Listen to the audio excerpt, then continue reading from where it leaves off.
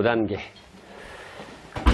자, 그러면 1단계부터 이제 단계별로 쭉 한 번씩 보는 거예요. 1단계. 자, 제일 먼저 뭐래요? 고객과의 계약을 식별할 수 있냐. 식별하죠. 자, 그러면 계약의 의미 보세요, 여러분. 계약이란, 자, 거기 두 줄도 줄 쳐놓고요. 뭐 그냥 줄만 쳐놓으세요. 둘 이상 당사자 사이에, 그렇죠? 집행 가능한 권리 의무가 생기게 하는 합의를 말한다.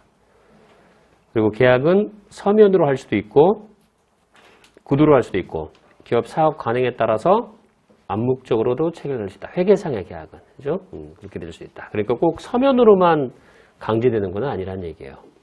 그렇게 돼 있고, 그리고 이제 그 계약은 여러분, 항상 권리도 있고 의무도 있어야 돼요. 한쪽에게 일방적으로 유리하게 권리만 있고 의무가 없는 거는 여기서 말하는 계약의 대상에 포함하지는 않겠다. 이런 얘기예요. 그렇죠? 그리고 장가 1번. 자, 고객과의 계약을 보세요. 장가 1번. 다음 기준을 모두 충족하는 때만 고객과의 계약으로 회계된다. 그래서 이 고객과의 계약을 식별하는 건 좀 편하게 보셔도 괜찮아요. 어차피 중요한 건 여러분 금액을 측정할 때가 제일 중요해요, 실은. 그러다 보니까 요거는 조금 몸 푸는 단계 정도로 생각하셔도 됩니다. 자, 첫 번째, 자, 1번. 계약 당사자들이 계약을 서면이나 구두 등으로 승인하고 각자의 의무를 수행하기로 확약한다. 그렇게 하고, 두 번째가 이전할 재화용에 관련된 각 당사자들의 권리가 뭔지 식별할 수 있다. 아까 각 당사자들의 권리니까요. 아까도 얘기했지만 한쪽은 권리가 있으면 다른 상대방은 의무가 있어야 되겠죠. 그게 뭔지 식별하고. 그러니까 예를 들어서 그렇죠. 우리가 재화를 공급했으면 돈은 받아야 될 거 아닙니까? 그러니까 내가 공급하면은 저쪽은 나한테 돈을 줄 의무가 생기는 거겠죠. 그런 거고. 세 번째, 이전할 재화 용역의 지급 조건이 무엇인지를 식별할 수 있어야 되고, 돈으로 주기로 했는지 물건으로 주기로 했는지. 예를 들어서 네 번째가, 자, 네 번째는 줄 쳐야겠네. 계약에 뭐가 있어야 돼요, 여러분? 상업적 실질. 이거 상업적 실질 어디서 보던 표현이었죠? 그렇지, 교환. 어느 자산의 교환 공부했었어? 유형자산의 교환이지? 상업적 실질이 있을 때는 공정가치로 교환하는 거야? 장부금액으로 교환하는 거야, 여러분? 공정가치, 그렇지. 상업적 실질이 결여될 때는 장부금액. 그럴 때 공부했던 거 기억나죠, 여러분? 네, 연결해서 보세요. 수익도 마찬가지네. 고객과의 계약이려면 그 계약에 상업적 실질이 있어야 돼. 상업적 실질이 있다는 건 현금의 변화를 가져올 수 있어야 된다고 그랬죠? 그런 거고. 다섯 번째, 고객에게 이전할 재화용에 대해서 받을 권리를 갖게 될 대가의 회수 가능성이 높아야 된다. 그죠? 네. 그죠? 돈 받을 가능성이 높아야지 이걸 계약으로 판단하겠다는 거죠.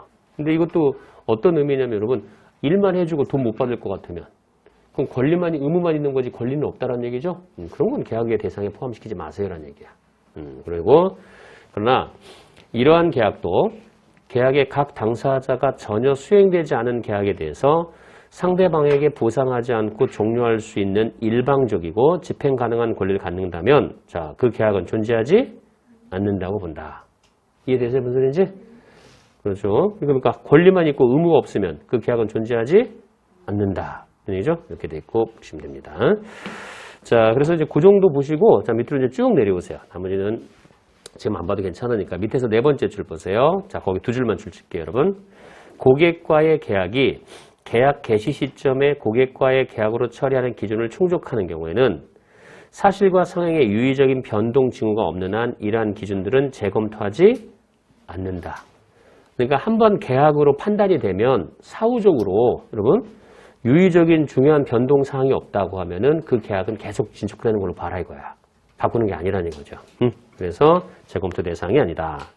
근데 예를 들어서 고객의 대금 지급 능력이 유의적으로 악화된다면, 그죠? 처음과 다르게 얘가 그러면 돈 줄 가능성이 이제 문제가 생긴 거죠.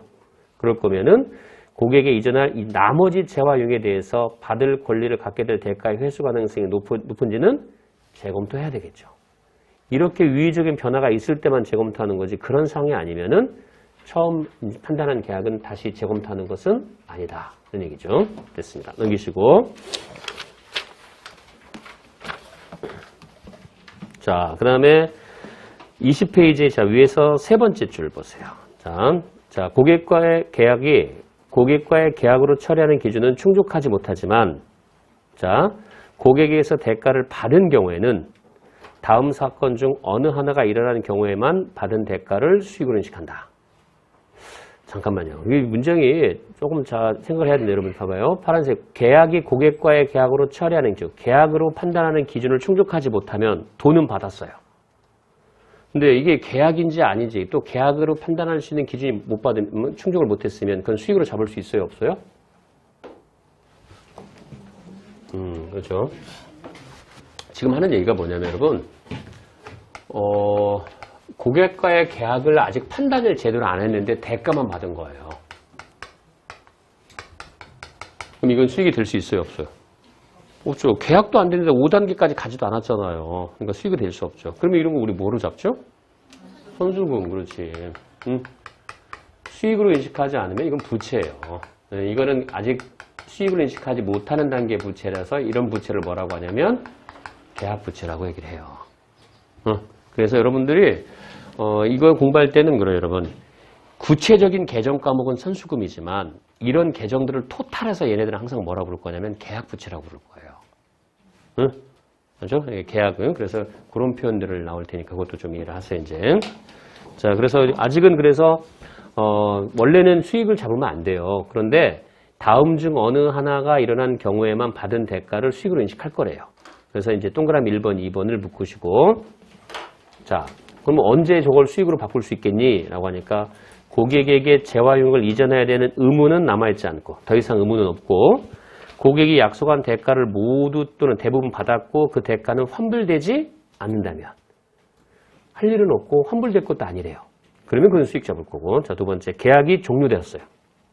받았는데 계약은 종료됐는데 또 그 이미 받은 대가는 환불시키지도 않는데 그러면 이것도 이 시점에 가서는 뭐예요? 수익으로 인식해야 된다는 거죠. 그래서 이 중에 하나만 걸려도 이거는 더 이상 부채가 아니라 수익으로 바꿔놓으세요. 뭐 이런 뜻이에요. 그래서 하고.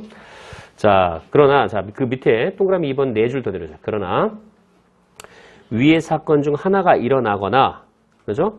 고객과의 계약으로 처리하는 기준이 나중에 충족될 때까지 고객에게서 받은 대가는 부채, 가로 열고, 이러한 부채를 선수금이라는 계정 과목이 있지만 이걸 토탈해서 부른 이름이 뭐라고 여러분? 계약 부채로 인식하고 그 부채는 고객에서 받은 대가로 측정해야 됩니다. 그렇죠? 네, 그렇게 보시고. 자, 그리고 나서 이제 한 줄 더 내려오시면 자, 끝에 한 줄 더 내려 끝에 예를 들어 자, 대표적으로 여러분 재화 판매에서 고객에게 재화를 이전하기 전에 미리 대가를 받은 경우에는 아직 수행 의무를 이행하지 않았으므로 고객에서 받은 대가만큼은 계약 부채로 인식하시고 나중에 재화가 인도되어서 수행 의무를 이행하는 시점에 이걸 뭐로 바꿔라? 계약 수익으로 인식하게 됩니다. 그러니까 수익을 인식하기 전에 대가만 먼저 받으면은 선수금 표시하는데 이제 얘네들은 이제 선수금을 계약 부채라고 표시하고 이러죠. 수행 의무가 이행되면 이제 그때 가서 그 계약 부채를 뭐로 대체시키는 거냐면 수익으로 계약 수익으로 대체시킨다 이렇게 해서 구분하는 거죠. 됐습니다. 그 정도 보시고요.